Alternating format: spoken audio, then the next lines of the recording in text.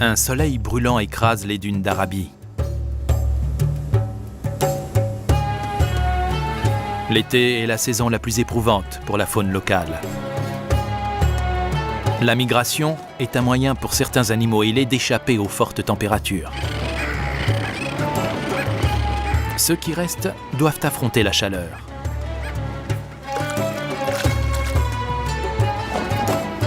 Qu'ils soient de grands rapaces ou de petits volatiles. Ils sont les maîtres des airs de l'Arabie.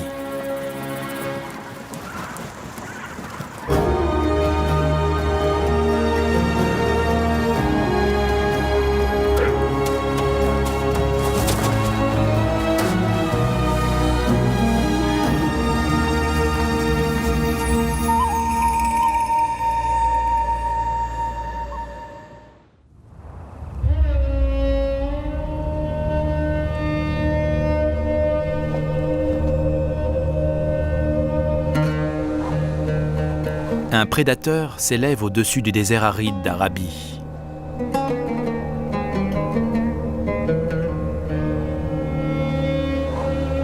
Ce percnoptère d'Égypte cherche à manger.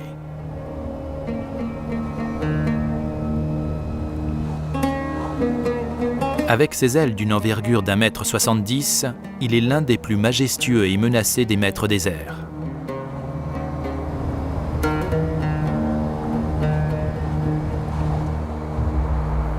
Son corps blanc qui contraste fortement avec les plumes noires de ses ailes lui donne un air encore plus spectaculaire sous la lumière du soleil.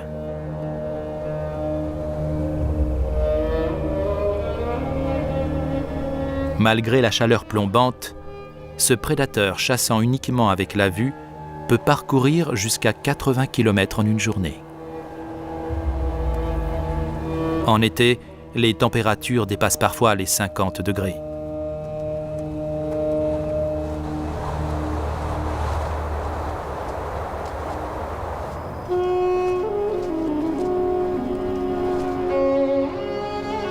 Les cercles qu'effectuent les percnoptères peuvent signifier qu'une charogne se trouve sur le sol.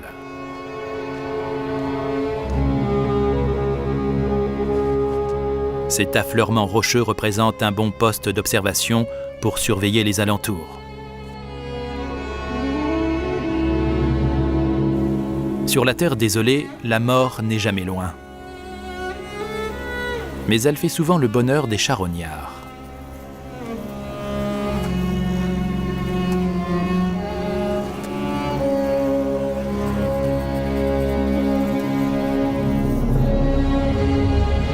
Plus de 300 espèces d'oiseaux peuplent la péninsule arabique.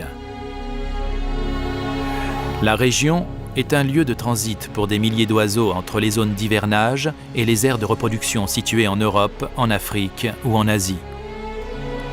On estime à 3 millions le nombre d'oiseaux qui traversent la péninsule arabique chaque année. Avant l'arrivée de l'été brûlant, de nombreux rapaces migrent vers des régions tempérées.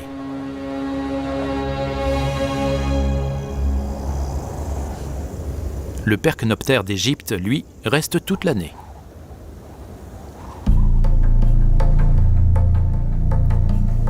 Ce groupe d'adultes et de jeunes au plumage sombre fait partie de ceux qui choisissent de rester. Une chèvre malchanceuse fera un dîner plus que bienvenu.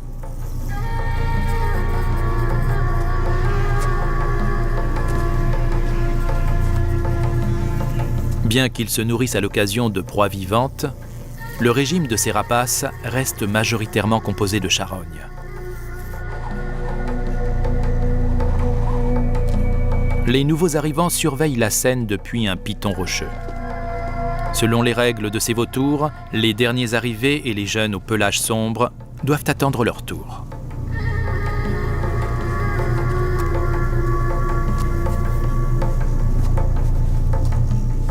Vus de près, les percnoptères d'Égypte ont une apparence étrange.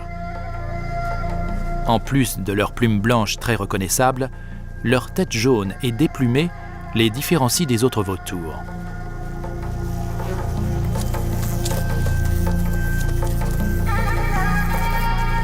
La couleur blanche qui réfléchit les rayons du soleil leur permet d'affronter la chaleur d'Arabie. On pense que leur tête sans plumes est un autre moyen pour eux de refroidir leur corps.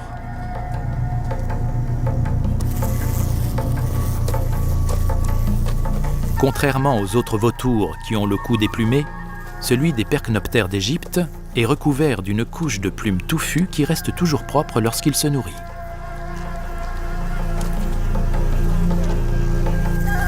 Dans la nature, les vautours sont les maîtres du recyclage.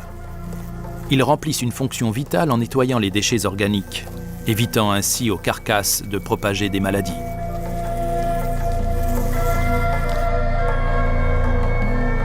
D'autres percnoptères, encore plus affamés, planent au-dessus du banquet.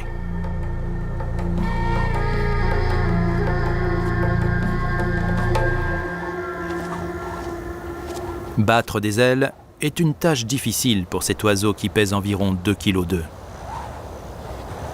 Donc, comme beaucoup d'autres rapaces, le percnoptère exploite les colonnes d'air chaud pour rester en altitude plus longtemps.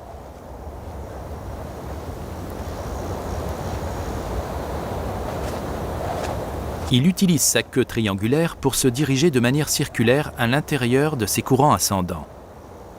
C'est ainsi qu'il minimise ses efforts. Cette technique lui permet de s'élever pour repérer des proies ou détecter des congénères plus chanceux.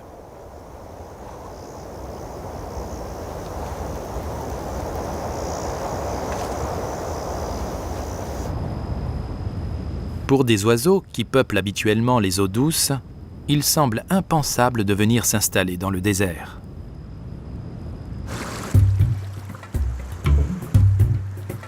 Mais l'un des plus flamboyants maîtres des airs de l'Arabie l'a pourtant fait.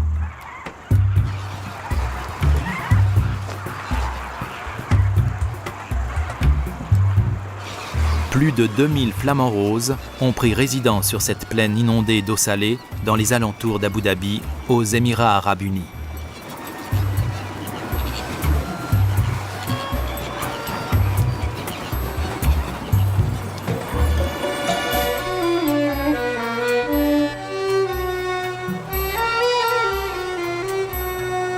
Les lacs artificiels, comme celui de la zone humide d'Al-Waqba, jouent un grand rôle pour la survie des espèces sédentaires d'Arabie et des oiseaux migrateurs.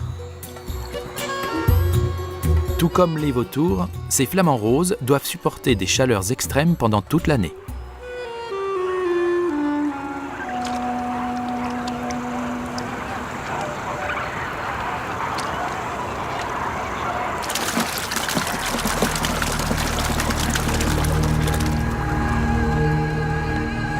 Les flamands n'ont aucun mal à voler en altitude des heures durant, mais le décollage est toujours un peu périlleux.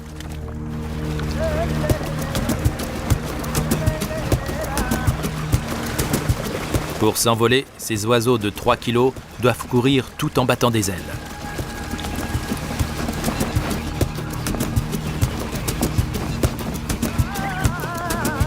Une fois dans les airs, ils déploient gracieusement leurs longs coups et leurs pattes dans une ligne continue pouvant atteindre 1,50 m.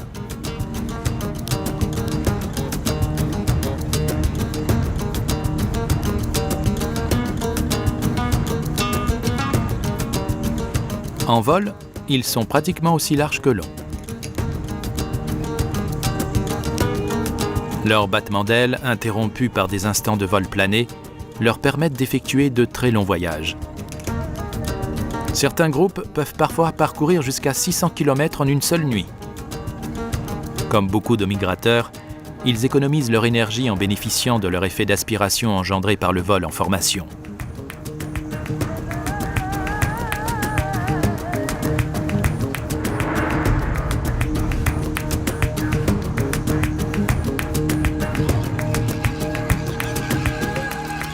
Pour atterrir, cet oiseau majestueux commence par planer et court ensuite sur quelques mètres après avoir touché terre.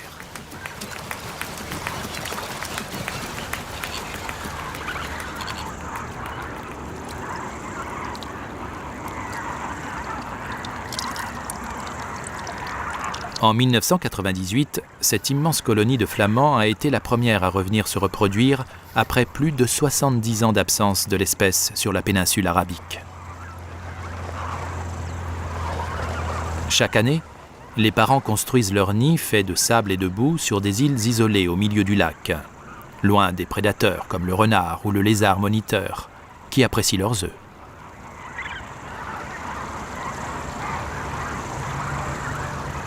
Les flamands partagent ce refuge vital à l'intérieur des terres avec d'autres échassiers. L'un d'eux est l'oiseau qui possède les plus longues pattes du monde, en comparaison à la taille de son corps. L'échasse blanche.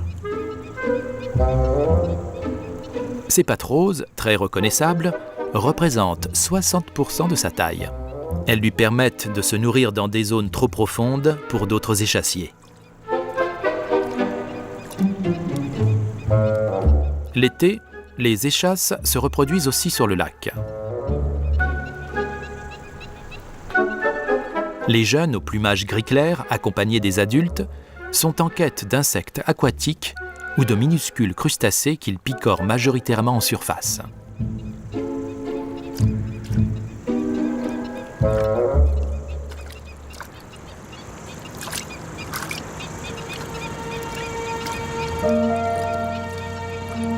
Cette zone humide, très rare en Arabie, est cruciale pour ces oiseaux. On trouve 460 espèces d'oiseaux dans tous les Émirats arabes unis. Plus de la moitié d'entre elles ont été répertoriées ici, à Al-Wadba.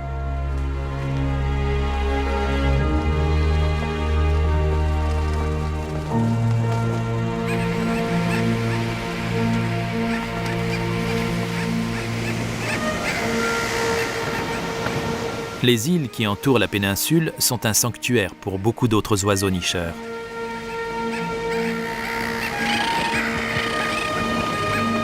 Pendant l'été, les espèces qui passent la plupart de leur temps en mer rejoignent la côte pour se reproduire.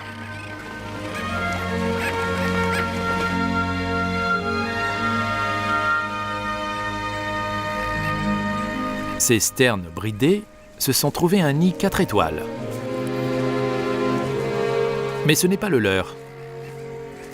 Le spacieux promontoire recouvert de brindilles appartient à un oiseau beaucoup plus gros.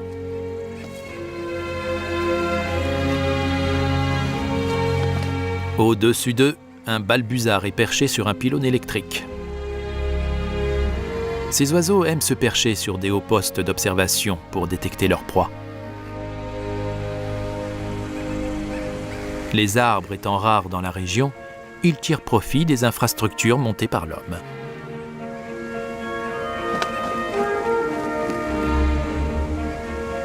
Lorsque la population de balbuzards a chuté, des plateformes ont été érigées pour encourager ces oiseaux magnifiques à se reproduire dans la région. Ce jeune n'est pas encore en âge de s'accoupler. Il n'est qu'au début de sa vie. Ses parents reviendront peut-être au nid plus tard dans l'année.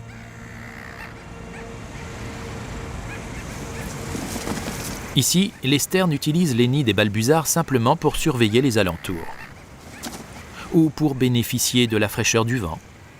Ils préfèrent nicher là où la végétation est plus rare ou dans les infractuosités rocheuses à même le sol. Les sternes huppés, avec leurs crêtes noires reconnaissables et leur long bec jaune, se réunissent pour couver leurs œufs en colonie afin d'en assurer la sécurité.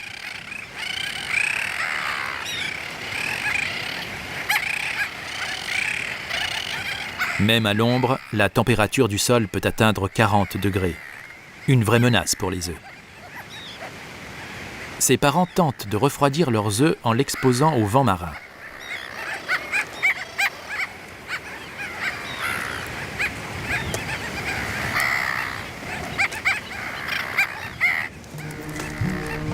Non loin de là, une dispute commence entre deux voisins. Ces goélands de Mprishmal ont décidé de régler un conflit territorial. Une femelle en train de couver les observe. Les goélands sont monogames, mais leur rivalité territoriale peut être brutale.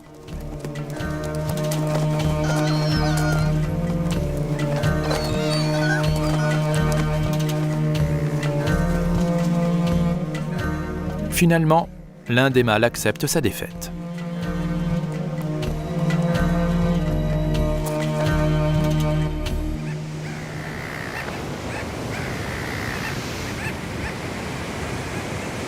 Cette femelle se rafraîchit en gardant son bec ouvert.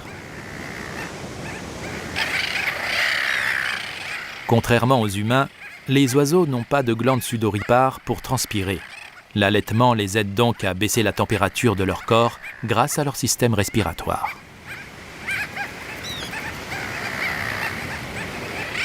C'est cet allaitement similaire à celui des canidés qui leur permet d'affronter la chaleur.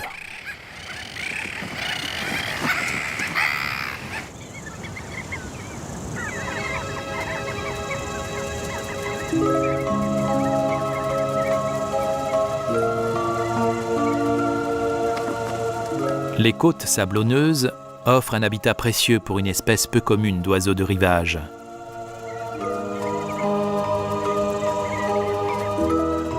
Celle des dromes ardéoles, ou pluviers crabiers.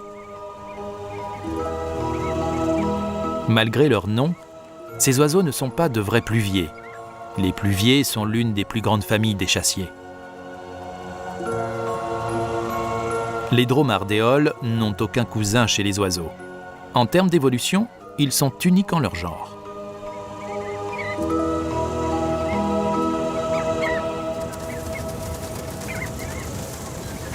On estime que 4000 couples de cette espèce vivent en Arabie. La côte nord des Émirats arabes unis accueille 2 des plus grandes colonies. Une 3e niche au sud du sultanat d'Oman, sur l'île Chagaf, près de Massira. En été, ces îles subissent l'assaut des vents de la mousson qui soufflent depuis la mer d'Arabie.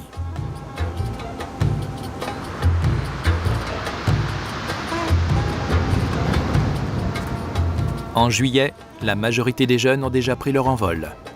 Un certain nombre au plumage gris clair vit encore avec les parents.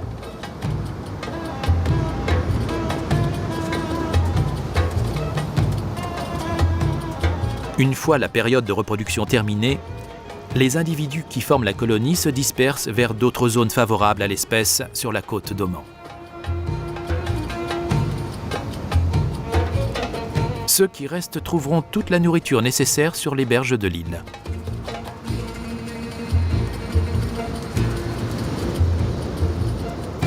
Voilà pourquoi on les appelle pluviers crabiers.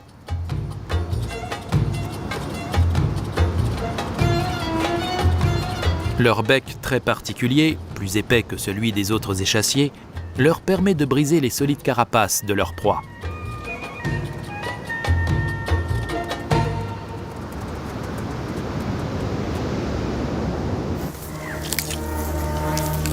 Un peu plus loin sur l'île de Massira, le banquet n'est toujours pas terminé.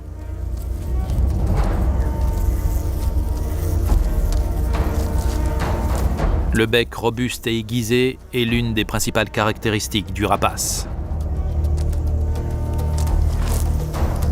Avec en plus de cela une vision surdéveloppée et des serres puissantes, le percnoptère d'Égypte est parfaitement équipé pour déchiqueter de grosses charognes.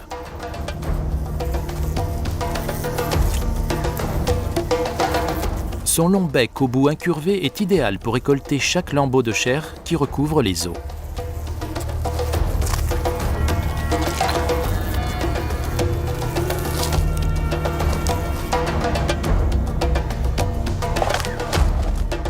Il existe au total 23 espèces de vautours dans le monde. Le percnoptère d'Égypte est la plus menacée d'entre toutes.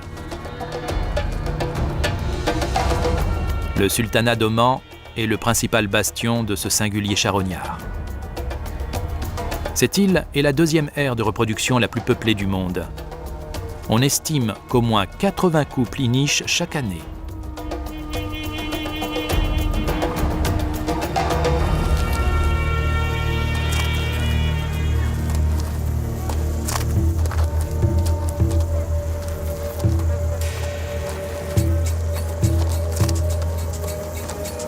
Les adultes corpulents au plumage blanc et au bec puissant sont les premiers à se servir.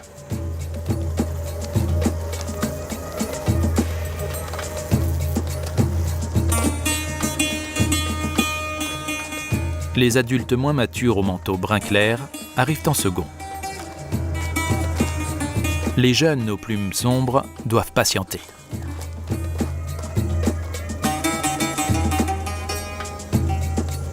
Apparemment, ce jeune audacieux n'a pas retenu la leçon.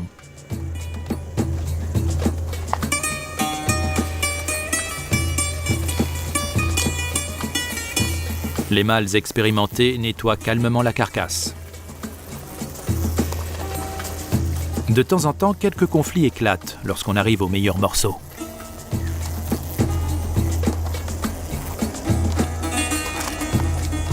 Le vol est monnaie courante, mais aujourd'hui, il semblerait que les représailles ne soient pas de mise.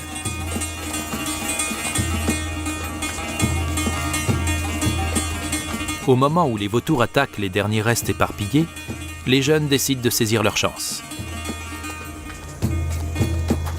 L'un d'eux repère un morceau, mais cet adulte est trop vif pour lui. Un autre jeune plus téméraire parvient à sécuriser sa part entre ses serres.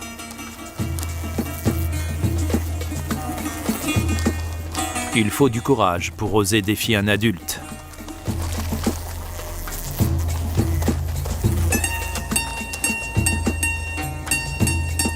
Des corbeaux charognards tentent leur chance, mais se rétractent finalement face à ces rapaces affamés.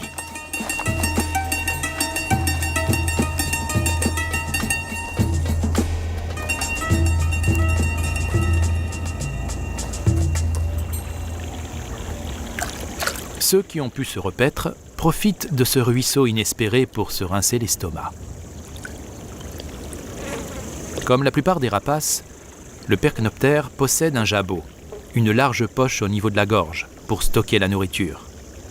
Un équipement très utile dans cette vie où la famine n'est pas rare.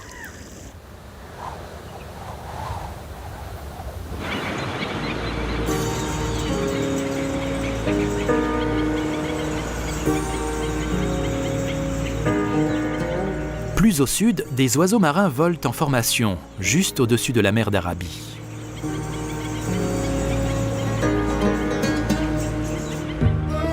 Cette colonie de cormorans rentre se reposer après une journée de pêche.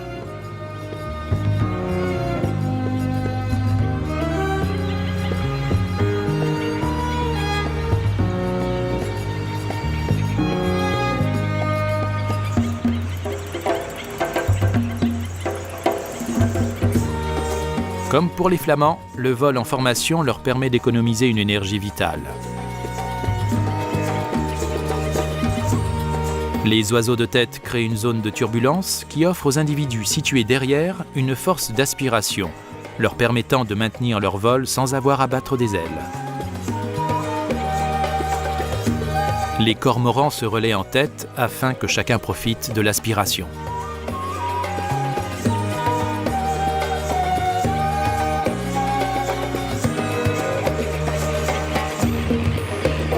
Ceux-ci sont des cormorans de Socotra, une espèce menacée que l'on trouve uniquement en Arabie. Ils vivent exclusivement dans le nord-est et sur la côte sud, et nichent dans l'une des 13 colonies répertoriées ici.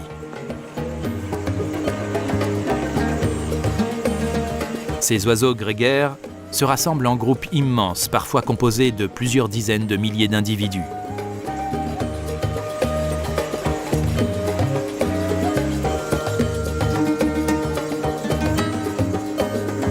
Quand vient la fin de l'après-midi, ils se regroupent en grand nombre sur la côte.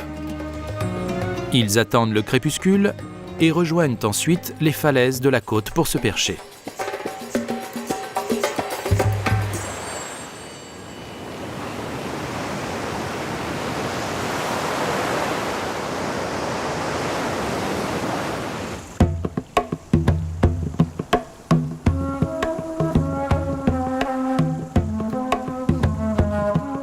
En l'absence de brise marine, les oiseaux doivent trouver d'autres moyens de se rafraîchir. Le grand cormoran, un cousin du Socotra endémique, vit principalement dans les terres.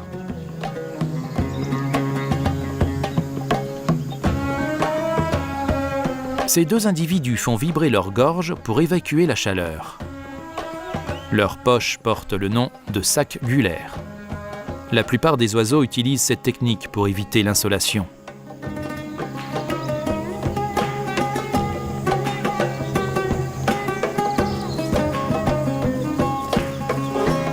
L'autre stratégie répandue chez les volatiles pour baisser la température corporelle consiste à ouvrir largement les ailes. Ce martin-pêcheur à tête grise incline ses ailes grandes ouvertes pour permettre à l'air de s'infiltrer à l'intérieur de son plumage.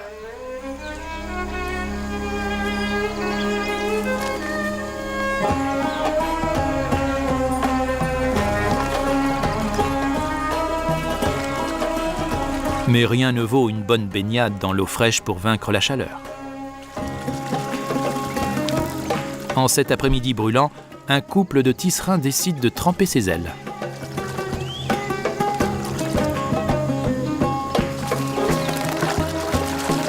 Ils ne sont pas les seuls à s'égayer dans l'eau.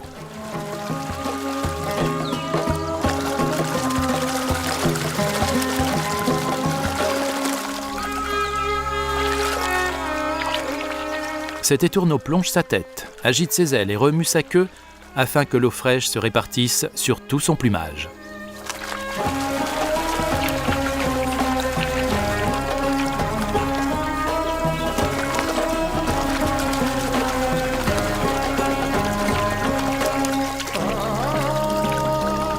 Un bulbul se jette à l'eau et bat des ailes comme à son habitude.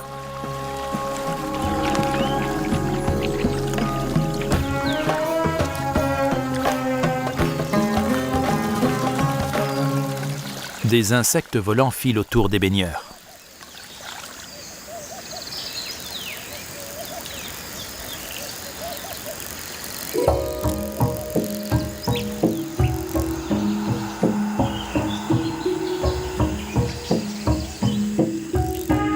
Les libellules sont les plus adroits des acrobates ailés. Leurs muscles puissants et leurs battements ultra rapides leur permettent de faire du surplace à la manière des hélicoptères.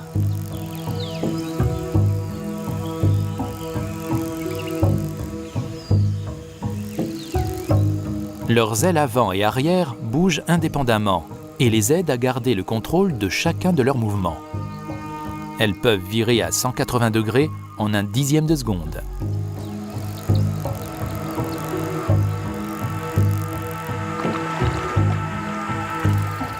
Des demoiselles bleu vif glissent sur la surface de l'eau. Lorsqu'elles se reposent, elles replient leurs ailes au-dessus de leur abdomen, contrairement à la libellule qui les maintient à l'horizontale.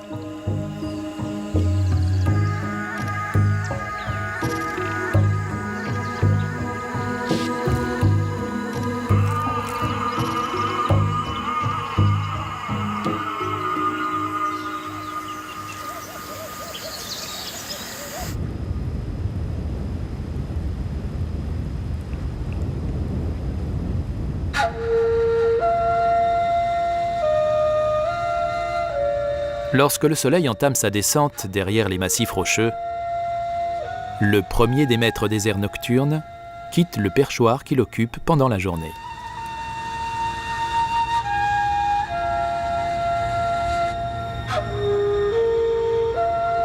C'est une chouette chevêche.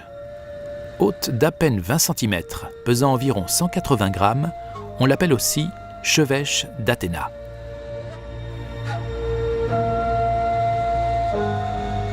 Cette chouette n'est pas seule. Son partenaire patiente sous les rochers qui forment leur repère.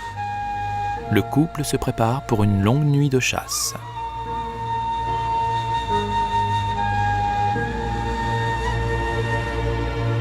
Cette chouette est l'une des 10 espèces qui peuplent l'Arabie. Étant donné qu'elle ne s'active que dans la fraîcheur du crépuscule, ce mode de vie leur permet de rester dans la région toute l'année. Cet arbre sans feuilles fera un bon poste d'observation pour surveiller leur territoire.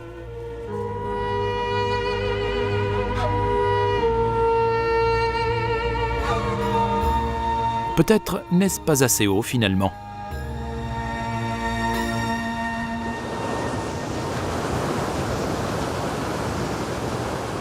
Les montagnes qui longent la côte offrent un abri à un autre chasseur nocturne, le seul mammifère capable de voler.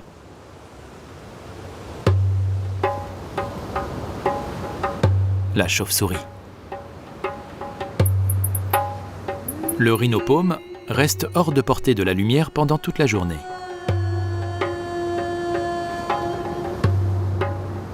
Ces chauves-souris mesurent 12 cm et sont équipées d'une fine queue pareille à celle d'une souris longue de 6 cm, la moitié de leur taille.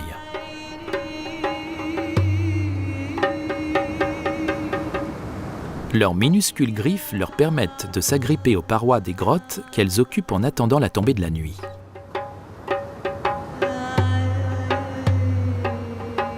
Les colonies peuvent être constituées d'une centaine d'individus. Chacune des familles qui composent la colonie niche dans une cavité rocheuse.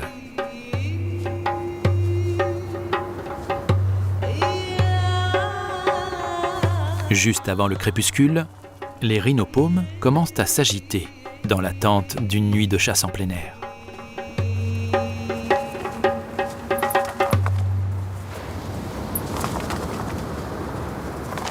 Comme beaucoup de chauves-souris, le rhinopaume se déplace et détecte ses proies grâce à l'écholocation. Ce sonar biologique leur donne la faculté de voir seulement par l'intermédiaire des sons. Lorsqu'elles décollent, les chauves-souris émettent un petit cri strident qui émerge de leurs narines.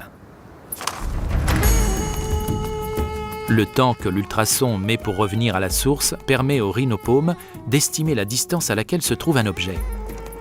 C'est avec cette technique qu'il détermine l'emplacement des parois et autres obstacles dans sa grotte. Contrairement à la pensée commune, les chauves-souris ne sont pas aveugles. Leur vue est même presque aussi bonne que la nôtre. Mais l'écholocation leur permet d'évoluer dans l'obscurité totale.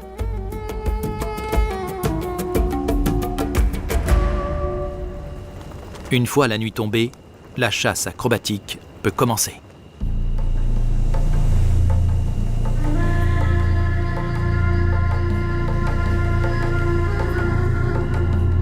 Les rhinopaumes partent à la recherche d'étendues d'eau.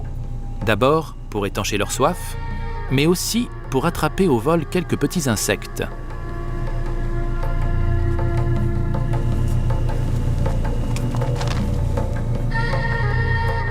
Le climat favorable de la nuit leur permet d'évacuer la chaleur générée par le battement de leurs ailes.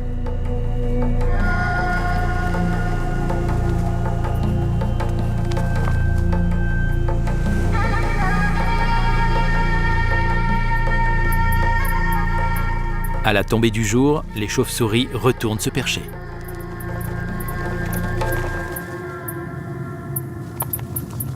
Même s'il semble simple à réaliser, cet atterrissage en arrière, la tête en bas, demande une grande agilité. Pour se retourner, le rhinopaume rapproche une aile de son corps en dépliant l'autre. Ce changement de position crée une inertie, ou résistance due au mouvement, qui force la chauve-souris dans un saut périlleux pour atterrir la tête en bas.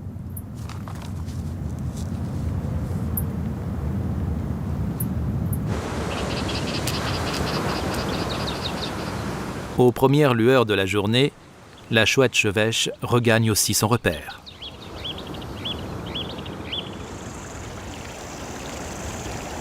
Au mois de septembre, l'influence de l'été se fait moins sentir sur les paysages d'Arabie.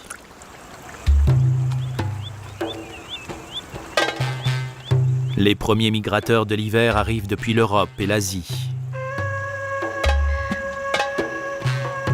Cette bécassine fait partie des premiers venus.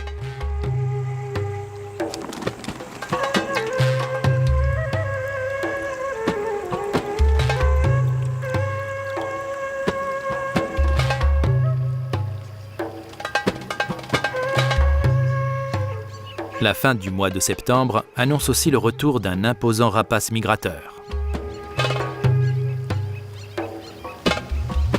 Un busard des roseaux affamés plane discrètement au-dessus d'un lagon.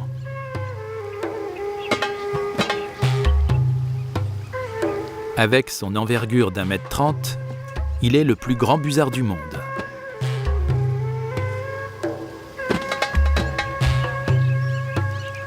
Cet étang regorge de petits oiseaux d'eau. Autant de proies potentielles.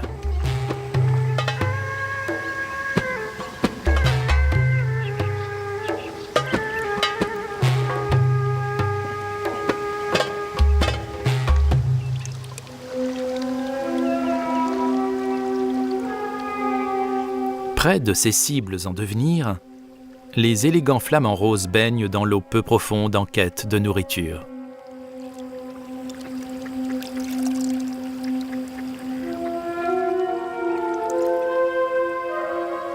Ils utilisent leurs pattes pour remuer la boue et déranger leurs minuscules proies.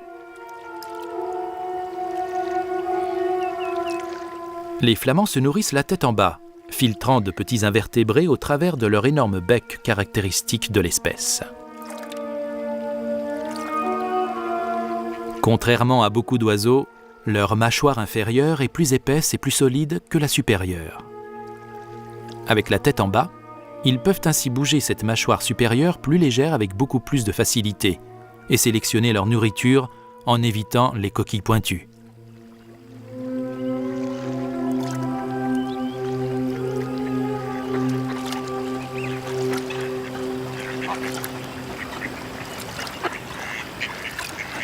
Les flamands ne sont pas les seuls à filtrer l'eau.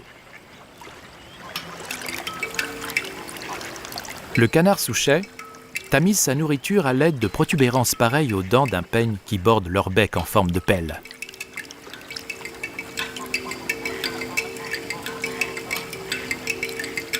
Cet attribut très pratique lui permet de passer la surface de l'eau au peigne fin, pour ainsi dénicher du plancton, des végétaux et de petits crustacés. Ces canards sont des migrateurs arrivés de leur aire de reproduction située en Europe et en Asie. Ils vont profiter de la douceur de l'hiver arabe pour se nourrir.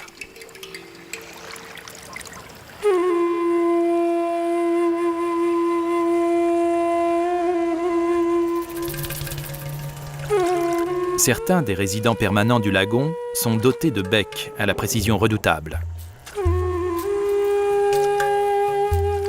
Cette aigrette est à l'affût pour pêcher du poisson. Elle aussi utilise ses pattes pour désorienter ses proies.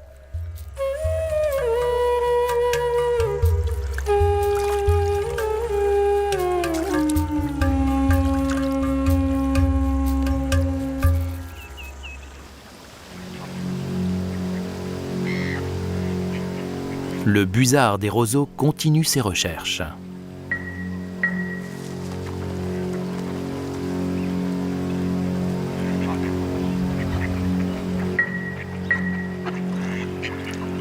Un canard souchet trop corpulent ne fera pas l'affaire. Mais un plus petit ferait un bon repas. Au moment où le prédateur entame sa descente, ses yeux perçants repèrent une cible potentielle qui s'éloigne du groupe.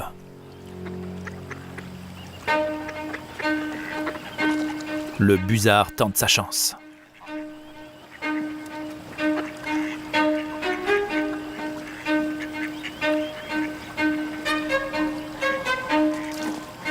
Le canard plonge pour sauver sa vie. Le busard ne peut pas l'atteindre sous l'eau, mais il attend que sa proie remonte à la surface.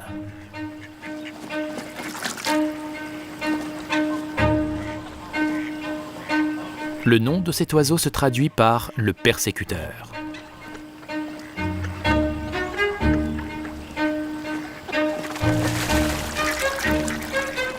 Cet individu semble bien porter son nom.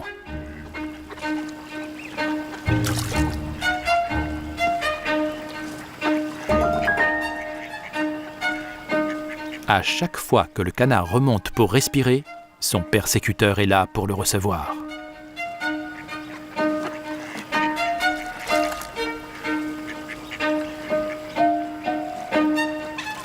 C'est une vraie course d'endurance. Combien de temps le canard parviendra-t-il à retenir sa respiration? Le busard va-t-il abandonner sa proie? Ce petit jeu demande aussi beaucoup d'efforts au prédateur, qui doit maintenir sa position au-dessus de la surface. En définitive, le canard s'avère être trop rapide. Le busard abandonne. Trouver à manger ne devrait pas être une tâche si difficile.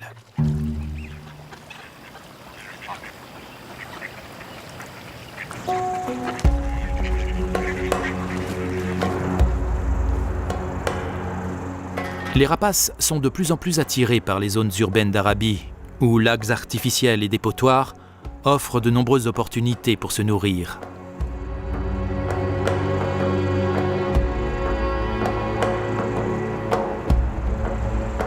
En octobre, les aigles revenus pour l'hiver ne sont pas rares dans la région.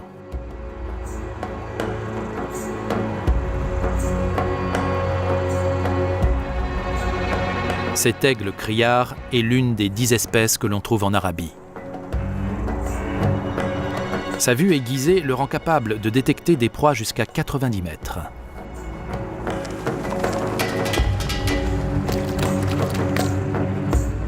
Sur la côte, les vanneaux ne semblent pas inquiets de la présence du prédateur. Comme la plupart des chasseurs aériens, cet aigle aux serres puissantes ne représente pas de réel danger au sol. Mais il faudrait peut-être se méfier de cet autre, perché sur un arbre.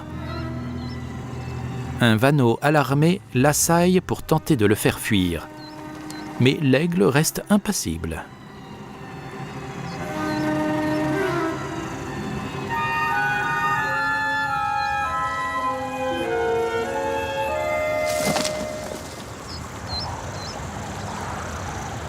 Tout comme le busard des roseaux, l'aigle criard chasse les oiseaux d'eau et les petits mammifères. Mais il montre aussi un goût certain pour les charognes.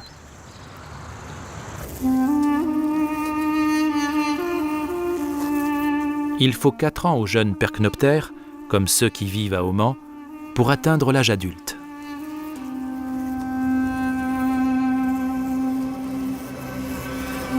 Ces vilains petits vautours ne vont peut-être pas devenir des cygnes majestueux, mais la transformation de leur plumage brun vers le blanc, qu'arborent les adultes, est tout de même en cours.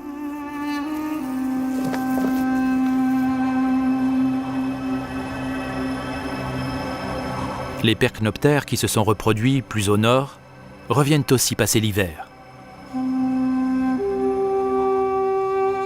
Les populations de ces espèces sont en chute drastique en Asie centrale et en Europe, car l'oiseau est victime des empoisonnements, de la chasse et des lignes électriques. Le sultanat d'Oman est l'une des rares régions où leur population semble stable.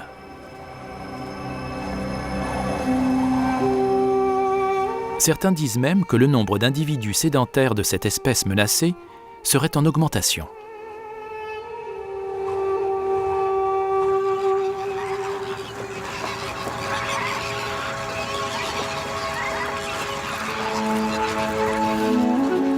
Plus au nord, aux Émirats arabes unis, les échassiers s'installent pour les mois d'hiver.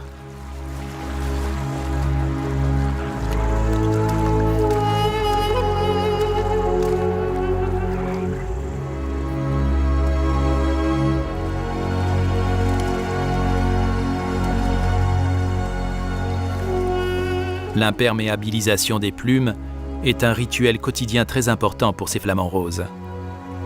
Avec leur bec, ils les enduisent d'une huile sécrétée par une glande située à la base de leur queue.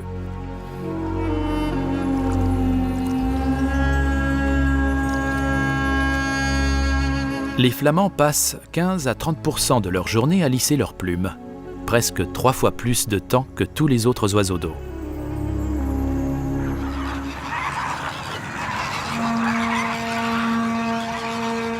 La population des flamants roses à Al-Wadba a explosé du fait de l'arrivée des migrateurs. Certains ont parcouru plus de 4000 km pour arriver ici. Il arrive que cette population double en hiver. Plus de 4000 flamants roses ont été répertoriés sur cette zone humide cruciale pour l'espèce.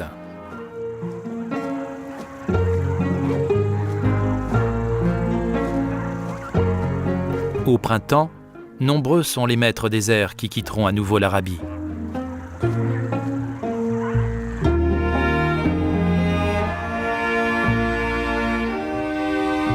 Même si les migrateurs s'en iront, certains oiseaux sédentaires, insectes et mammifères volants resteront pour endurer la chaleur éprouvante de l'enfer d'Arabie.